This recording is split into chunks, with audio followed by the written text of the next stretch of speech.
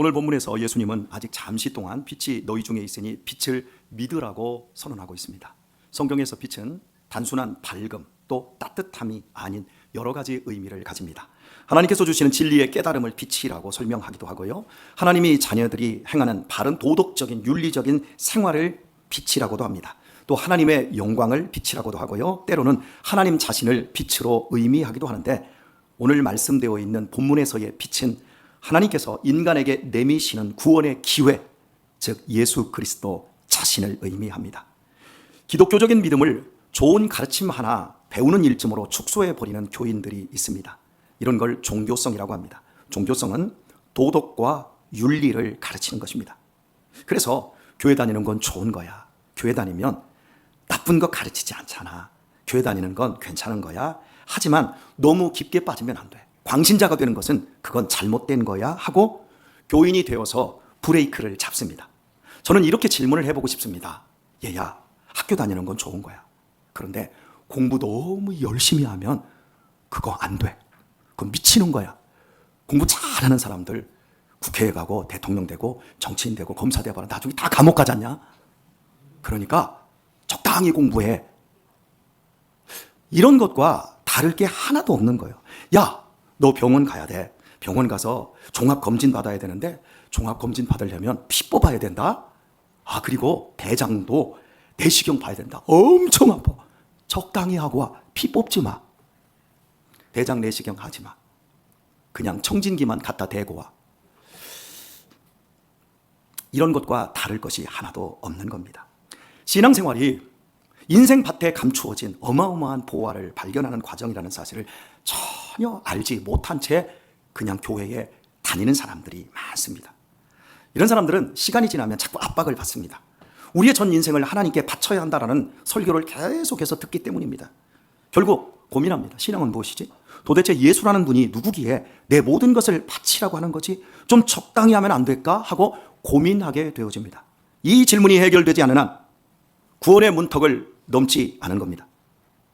구원의 문 앞에서 그저 서성이다가 결국 인생에 해가 지게 되는 겁니다. 이 인자가 누구냐? 군중의 웅성거림이 파도처럼 번지는 그때 예수님은 아주 잠시 동안 빛이 있으니까 빛을 믿어라 선언하십니다. 말하자면 해가 석양의 끝자락, 서산의 끝자락에 걸려 있는 겁니다. 해가 완전히 저물기 전 그 좁고 짧은 틈새만큼의 시간이 남았기 때문에 이제라도 빛을 믿으라는 겁니다. 이 말씀을 이해하려면 주님 앞에 서 있던 사람들의 눈빛을 들여다 보아야 좋을 것 같습니다.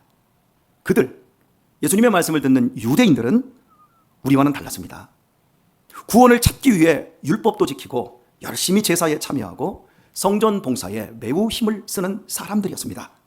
바로 그들에게 예수님은 빛이 왔다.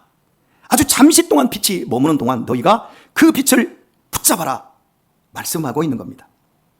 그들은 구원을 찾기 위해 종교적인 율례를 지키고 있었지만 살면 살수록 구원과 평안과 생명은 잡히지 않고 괴로움만 가중될 뿐 여전히 어둠 속에서 방황하고 있는 겁니다. 그러나 지금 그들 앞에 하나님의 구원자가 와 있으니, 잠깐 와 있으니까 그 빛을 믿고 빛 속으로 들어가야 한다라고 말씀합니다. 다른 표현으로 구원자가 왔으니 구원자를 믿음으로 구원을 받으라. 아직 잠시 동안 기회가 있다라고 말하는 겁니다. 영상 하나 보도록 하겠습니다. 올 초에 있었던 일이었습니다. 이 착한 청년은 자신의 인생이 엄마보다도 더 빠르게 질 줄을 몰랐습니다. 하지만 가난한 중에도 짧은 인생을 성실하고 착하게 살 수 있었으면 그가 빛이신 예수님을 만났기 때문이었습니다. 그리하여 여인숙과 같은 이 세상에서 영원한 집 하늘나라로 올라갈 수 있었습니다. 인생에서 오래 사는 것과 부유하게 사는 것보다 중요한 것은 빛이신 예수님을 만나 구원으로 들어가는 것입니다. 인간은 만물의 영장이지만 모든 인생의 존재의 사멸을 당해야 하는 허무에 붙잡혀 있습니다. 다 죽어야 합니다. 죽음 앞에 모든 것은 아무런 의미가 없습니다. 현대 문명이 기술과 과학과 의학이 제 아무리 발전해서도 죽음에 대한 해답이나 죽음을 극복하지 못했습니다. 죽음을 터부시하고 죽음을 말하는 것을 금기시합니다. 제가 이발소에 가지 않은 지가 4년이 되었습니다. 3년 동안 그 한 분에게 계속해서 머리를 맡겼는데 제가 3년째 되는 어느 날 얘기를 했습니다. 선생님, 이제 얼마 안 남으신 것 같습니다. 예수님 믿고 구원 얻으세요. 선생님, 정말 얼마 안 남았습니다. 그 말을 했더니 3년 동안 저를 VIP 대접하시던 그분이 저한테 그러더라고요. 가위를 딱 하다가 가위를 딱 멈추더라고요. 멈추더니 딱 내려놓으면서 그러더라고요.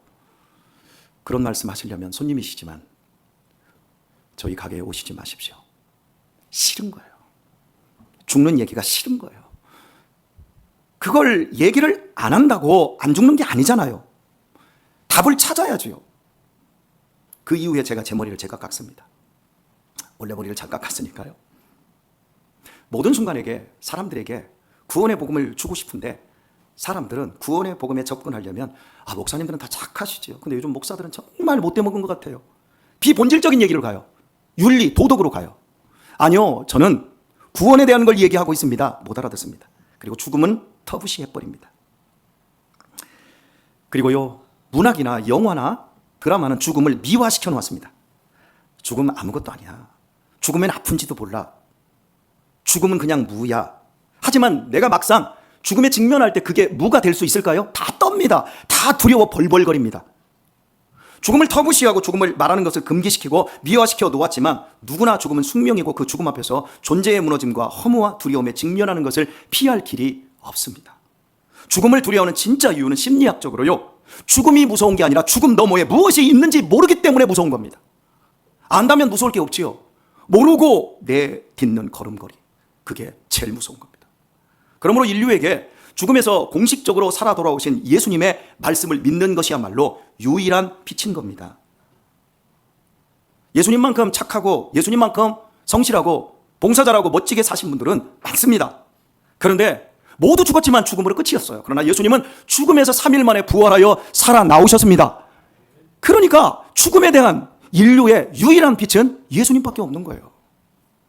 사도행전 9장에 보면 바울이 유대교인의 앞잡이, 유대교인의 최고의 지성인 바울이 정오의 태양보다 더 밝은 빛으로 오신 예수님을 만나는 사건이 나옵니다. 그는 길 위에서 온몸이 무너지듯 엎드린 뒤에야 자신이 철저한 어둠 속에 있었다는 사실을 깨달았습니다. 유대교는 하나님을 너무 잘 믿는 종교입니다. 너무 율법을 잘 지키는 종교였습니다. 그런데 그는 장님이었다는 걸 알았습니다.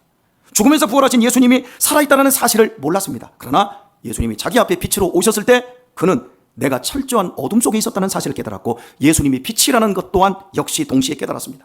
정오의 햇빛보다 더 찢어지는 광채가 그의 눈을 멀게 하자 비로소 마음의 눈이 열렸습니다. 역설입니다, 여러분. 욕심의 눈이 멀어야 진리가 보입니다. 욕심의 눈이 밝은 사람은 진리가 보이지 않습니다.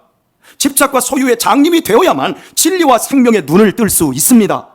제 아무리 종교 안에 들어와 있다 하더라도 소유에 대한 집착과 자기 판단을 버리지 못하면 여전히 어둠 속에서 방황하고 있을 뿐입니다. 그래서 예수님은 말씀합니다. 빛이 잠시 동안 있을 때 빛을 믿으라. 그리고 그 뒷부분에서는 빛이 있을 동안에 다녀 어둠에 붙잡히지 않게 하라. 다니라는 말은 그냥 서성거리라는 말이 아닙니다. 결단하라, 방향을 바꿔라, 움직이라는 외침입니다. 잠시 후면 맞닥뜨릴 어둠, 그 어둠은 물리적인 밤이 아닌 빛 대신 주님이 십자가로 오르실 때 닥쳐올 영적인 밤입니다. 유대인들에게 허락된 유일무이한 회개의 문은 십자가로 세워지는 그 시각까지만 열려 있습니다. 복음은 한 사람에게 오랫동안 머물지 않습니다. 기억하십시오. 복음은 한 사람에게 오래 머물지 않고요, 한 가정에 오래 머물지 않을 수 있습니다. 복음이 머물고 복음이 세워지는 것은 오래이지만 한순간에 와르르 무너지는 건 정말 순간입니다. 그러므로 문이 닫히고 하나님의 복음이 떠나기 전에 지금 붙잡으라는 겁니다. 주님께서 유대인들에게 찾아오셔서 말씀하고 권면하시는 바로 지금 이 시간이 빛이고 그 시간은 짧다라는 거예요.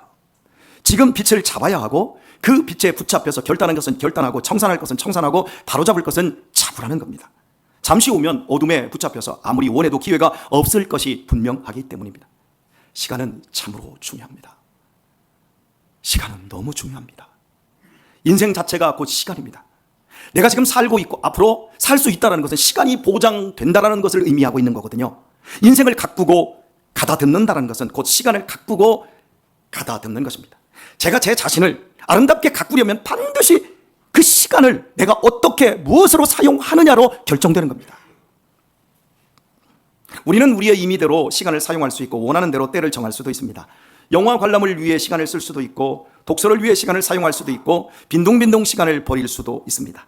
갓게임을 하면서 시간을 지낼 수도 있어요. 약속 시간을 내일에서 모레로 미룰 수도 있습니다. 그러나 시간이 내 마음대로 안 되는 날이 옵니다. 가까이 있는 교회에서 8명의 친한 교우들끼리 3년 동안 적금을 붓고 여행사까지 선정을 해서 성지 여행을 떠나는 날 아침이 왔습니다. 3년 동안 붙자고 했는데 2년 만에 돈이 마련되어서 그래서 이제 떠나는 날 아침이 왔어요. 그런데 한 친구가 안 와요. 그리고 인천공항에 가야 되는데 안 오더니 전화가 한 통화가 왔습니다. 밤사이에 한 분이 심장마비로 세상을 떠났다라는 급보였습니다. 결국 7명만이 예루살렘으로 성지 여행을 떠났고 한 명은 하늘에 있는 영원한 예루살렘으로 이사했습니다. 어디로 가는 게 더 좋을까요? 1초 단위로 1초 단위로 진행되는 시간, 이걸 크로노스라고 합니다. 이 크로노스는 우리가 임의적으로 사용할 수 있지만 하나님께서 정해놓으신 시간이 있습니다. 이걸 카이로스라고 합니다. 이 카이로스는 우리가 임의적으로 사용하지 못합니다. 그저 하나님의 결정에 맡겨야 합니다. 우리 자신의 마지막 카이로스가 언제일지는 아무도 모릅니다. 언제든 카이로스의 시간을 맞이할 겁니다. 어제 하루가 지났다는 것은 내 인생의 마지막이 그만큼 가까워졌다는 의미입니다. 톨스토이와 셰익스피어의 말에 의하면 우리 인생을 거대한 연극 무대라고 했으니까요. 제 아무리 인생 무대 위에 더 있고 싶어도 막이 내리면 의상과 분장을 벗고 화장을 지운 뒤 무대에서 내려와 관 속에 누워야 할 시간은 다가오고 있는 겁니다. 아무리 후회해도 인생의 막은 다시 오르지 않습니다. 통곡한다고 꺼진 조명이 다시 켜지는 것은 아닙니다. 막이 내린 연기자에게 평론가들의 비평이 기다리듯 인생의 막이 내리고 나면 하나님의 평가가 기다리고 있을 뿐입니다. 알곡은 천국에 거두어지고 가라지는 풀에 던지워진다. 낙원과 음부로 그 인생의 결과가 갈라집니다. 카이로스의 때에 후회 없이 무대를 내려와 심판주 앞에 설 준비를 하려면 아직 인생 무대에 있는 동안 여전히 조명이 비추고 있는 바로 지금 진리를 따라 바르고 제대로 사는 길밖에 없습니다. 하나님의 독생자 예수 그리스도께서 흠없고 완전한 제물이 되어 십자가 위에서 인간의 죄값을 치르시고 죽음의 형벌을 받지 않으셨다면, 더욱이 그분이 부활하지 않으셨다면 죄인된 인간은 결코 구원 얻을 길이 없습니다. 하나님의 아들이 육신적으로 유대인들에게 구원의 빛으로 오셨고 이제 그 엄청난 십자가를 지시려 하고 있습니다. 그래서 내가 잠시 동안 너희가 있는 동안 내 빛을 믿으라 말하는데, 그런데 유대인들은 그때까지도 구원의 빛이신 주님을 알아보지 못하고 고작 이 인자가 누구냐, 이 사람의 아들이 누구냐 물었고, 이에 대한 주님의 대답은 너희에게 아직 빛이 있을 동안에 빛을 믿으라, 그리하면 빛의 아들이 되리라. 끝까지 그들을 설득하고 그들에게 기회를 주시고자 하셨습니다. 어둠 속에서 진리를 찾는 사람들이 빛을 찾는 정도가 아니라 예수님을 믿으면 빛의 자녀들이 될 수 있는 특별 기회까지 주셨지만, 안타깝게도 그들은 빛이신 예수님의 초청을 무시하고 예수님을 죽여버림으로 어둠을 선택하고 말았습니다. 그러나 십자가에서 죽임당하신 주님은 죽음으로도 그 생명과 진리의 빛을 꺼뜨릴 수는 없었습니다. 주님은 캄캄한 어두운 무덤에서 3일 만에 부활하셔서 믿는 자들에게 세상을 밝히는 진리의 빛이 되어 주셨습니다. 2000년이 지난 오늘까지도 그 빛은 조금도 약해지지 않고 저와 여러분을 빛의 아들, 딸들이 되게 해 주셨습니다. 영적으로 죽은 자는 이 빛을 볼 수도 없고 느낄 수도 없습니다. 망자는 빛이 비칠 수 없습니다. 오직 영적으로 산 사람들만이 빛을 볼 수 있습니다. 실체는 희미하지만 빛 많은 정오의 빛보다 강렬하게 각 사람들의 마음에 있습니다. 그리하여 우리의 삶은 빛으로 새롭게 되며 결과적으로 빛의 자녀들로 살 수 있는 것입니다. 이 안에 그냥 다 들어왔다고 다 빛의 자녀들이 아닙니다. 예수 그리스도를 내 내면의 주인으로, 내 인생의 축으로 받아들인 사람들만이 빛의 자녀들입니다. 그냥 교회 다닌다고 빛의 자녀가 아닙니다. 빛의 자녀가 된다는 것은 나 자신이 빛이신 예수 그리스도를 본받아 생명과 진리로 내 삶을 채워가는 것을 의미합니다. 동시에 어둠 속에 있는 타인들에게 참다운 삶의 의미와 가치, 그리고 그 기쁨을 알게 해주는 것을 의미합니다. 이제 영상 하나를 더 보도록 하겠습니다. 영상은 3개의 짧은 영상인데 제가 이 영상을 하나로 만들었습니다. 지금 현재 미국에서 가장 존경받는 어느 판사입니다. 나이는 90이 넘었습니다. 그런데 이분이 아주 존경받는 크리스찬입니다. 판사로서 38년 동안 재직하면서 너무나도 공정하게, 그리고 사람들을 이해하며, 그리고 작은 그 범법행위자들을 이해해주고 그 사람들의 벌금을 대신 내주고 기각해주기도 하면서 사람들을 정말 사람으로 대해준 아주 따뜻한 판사인데, 이 판사가 원래 그런 판사가 아니라 아버지의 영향 때문에 그렇게 좋은 판사가 될 수 있었어요. 그리고 그분이 결국 췌장암이 걸려서 마지막에 죽어가면서 우리들에게 해주고 있는 아주 감동적인 그런 메시지를 주고 있습니다. 이 프랭크라는 판사가 처음부터 좋은 사람이 아니라 치명적인 실수를 했음에도 그것을 수용하고 자기 자신을 더 좋은 사람으로 바꾸려고 하는 노력이 있었기 때문입니다. 우리 실수가 없고 허물이 없는 사람이 있습니까? 문제는 지혜로운 사람은 그 실수와 허물을 가지고 더 좋은 사람으로 나아갑니다.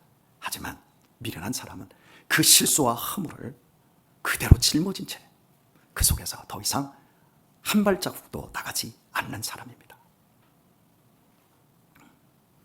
물건은 아무리 값비싼 것이라도 시간이 지나면 폐물이 됩니다. 그러나 빛 속에 거하는 사람은 아무리 세월이 흘러도 폐물이 되지 않습니다. 여러분 영상에서 보셨지 않습니까? 그 늙었는데 췌장암으로 죽어가면서 우리에게 주고 있는 메시지를 들어보십시오. 보석 아닙니까? 빛의 사람은 어떤 상황에서도 타인에게 빛을 전할 수 있고 나아가 타인을 살려낼 수 있기 때문입니다. 어둠이 짙을수록 빛은 더욱더 빛납니다. 빛은 더 멀리에서도 보입니다. 빛은 반드시 어둠을 몰아냅니다. 빛은 빛으로 확산되는 법입니다. 그러므로 빛 속에 있는 우리는 언제나 빛 속에만 있어야 합니다. 무대의 막이 서서히 내려오고 있고 우리는 지금도 마지막 카이로스를 향해 걸어가고 있습니다. 그런데 문제는 빛이 우리 가운데 있을 때조차 우리는 그 빛을 스스로 꺼트리려는 죄된 본성을 품고 있다는 사실입니다. 예수님 시대 유대인들은 나는 율법을 지킨다, 나는 회당에 다닌다, 나는 유대교의 교적부에 내 이름이 올라있다, 그러므로 나는 하나님께서 받아주셨다. 이게 여러분 종교의 원리라는 걸 아십니까? 그런데 복음, 여러분이 그리도 많이 듣는 복음은 무엇입니까? 종교의 원리가 아니라 하나님의 사랑의 원리입니다. 하나님이 당신의 아들을 십자가에 죽이심으로 믿는 자마다 모두 구원해 주시겠다는 하나님의 틀림없는 이 약속입니다. 이 약속을 믿는 자는 구원을 얻습니다. 이게 복음입니다. 복음은 종교와는 정반대 원리로 제시되고 있습니다. 나는 허물과 죄가 많다, 나는 정말 더러운 인생이다, 그러나 나는 예수 그리스도가 이루신 십자가에 죽으신 일로 말미암아 하나님께 받아들여졌다, 그러므로 나는 이제부터 순종한다. 할렐루야. 순종의 조건과 원인이 달라요. 세상은, 종교는 내가 더 도덕적으로, 더 윤리적으로 더 훌륭해져야 내가 하나님께 받아들여줄 수도 있을 것이다 라고 제시를 하지만, 복음은 예수 그리스도의 십자가로 말미암아 이미 받아들여졌고, 그래서 나는 하나님께, 하나님의 말씀에 순종한다. 여러분은 어떻습니까? 어떤 원리로 여러분은 믿음 생활을 하고 계십니까? 복음을 믿는 순간 우리는 하나님과 처음 연결이 됩니다. 빛의 자녀, 즉 하나님의 자녀라는 신분을 얻고 새로운 관계 안으로 들어갑니다. 그런데 많은 경우 여기서 멈춰버립니다. 종교개혁자가 누구죠? 종교개혁자 마르틴 루터. 마르틴 루터가 이런 통찰을 우리에게 주었습니다. 종교는 인간 심령의 기본값이다. 다 한번 따라서 해볼까요? 종교는 인간 심령의 기본값이다. 자, 다시 한번 할까요? 종교는 인간 심령의 기본값이다. 무슨 말이냐 하면, 컴퓨터를 켜면 세팅된 기본 설정으로 시작을 합니다. 그죠? 여러분 집에 있는 모든 태블릿 그리고 컴퓨터는 이미 세팅이 되어 있어요. 그래서 전원을 켜기만 하면 기본 설정에서 시작합니다.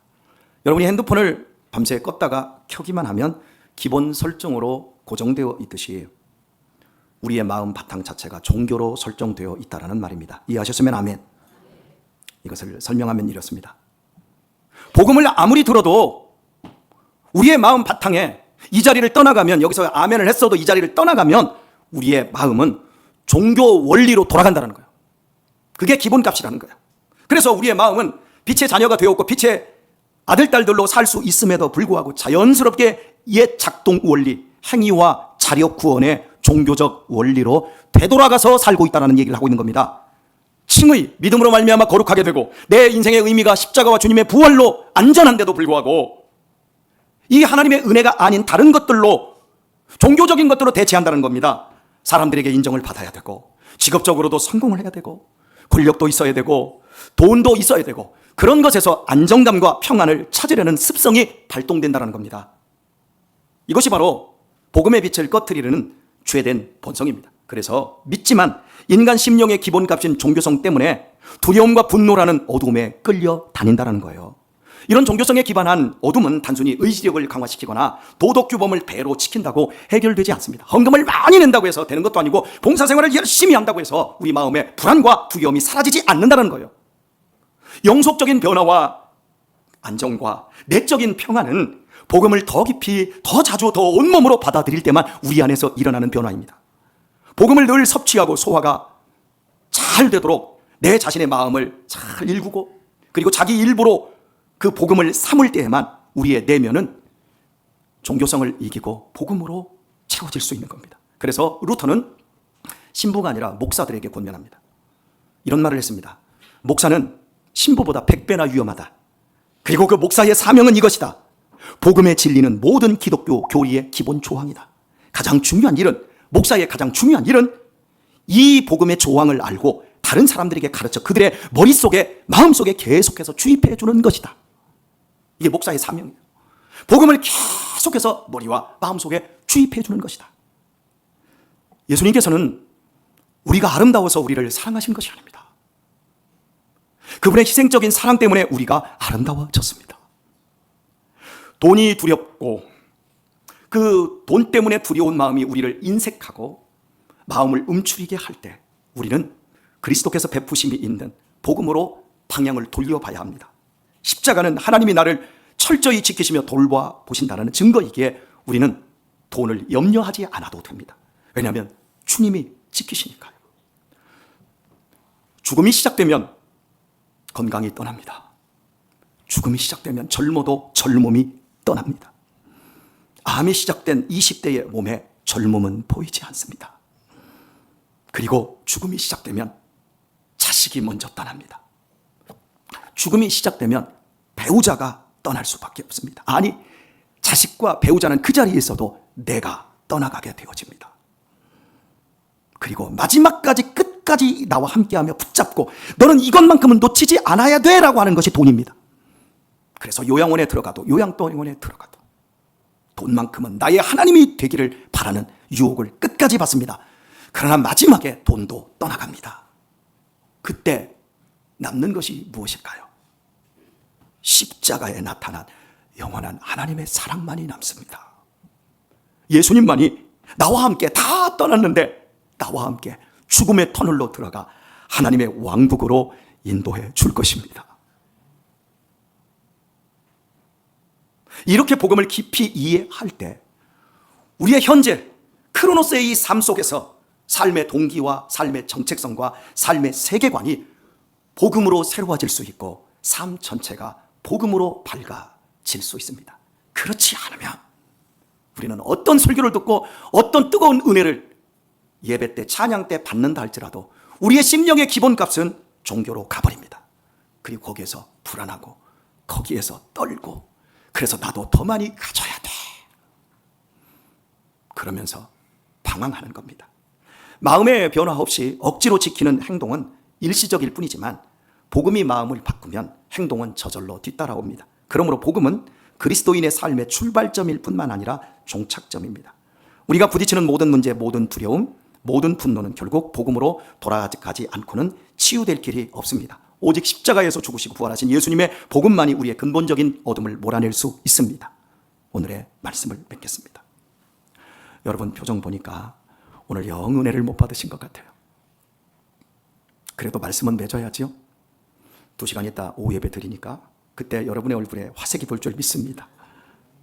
도대체 이 인자가 누구냐? 이 물음에 대한 유일한 답은 십자가와 부활입니다. 우리 안의 어둠들을 박멸할 수 있는 유일한 방법은 복음을 내 마음과 내 생각의 구조에 체화시키는 일뿐입니다. 종교값으로 돌아가 버리잖아요. 불안해집니다. 세월이 지나가면 허무해지고 점점 더 불안은 여러분의 신경증으로 갈 것이고 그것들은 또 다른 것으로 폭발해서 여러분의 인생을 병들게 합니다. 속지 마십시오. 주님께서 이루신 완전한 구원 안으로 들어갈 때 우리는 빛의 자녀로 살 수 있고 두려움 없이 인생 무대를 내려올 수도 있습니다. 그리고 그날 막이 완전히 내려가는 순간 우리는 후회와 통곡이 아닌 감사와 기쁨으로 하나님 앞에 서게 될 것입니다. 아직 잠시 동안 너희 중에 빛이 있다. 사랑하는 교우 여러분, 지금이 바로 그 잠시입니다. 복음의 빛 속으로 더 깊이 들어가도록 하십시다. 혹시 복음의 문을 넘지 못한 분들 여기 계십니까? 그렇다면 복음의 문 안으로 들어갈 수 있기를 축복합니다. 그리고 이미 들어와 그 길을 걷고 계십니까? 그렇다면 끝까지 빛의 자녀로 남은 인생을 걸을 수 있기를 예수님의 이름으로 축원드립니다.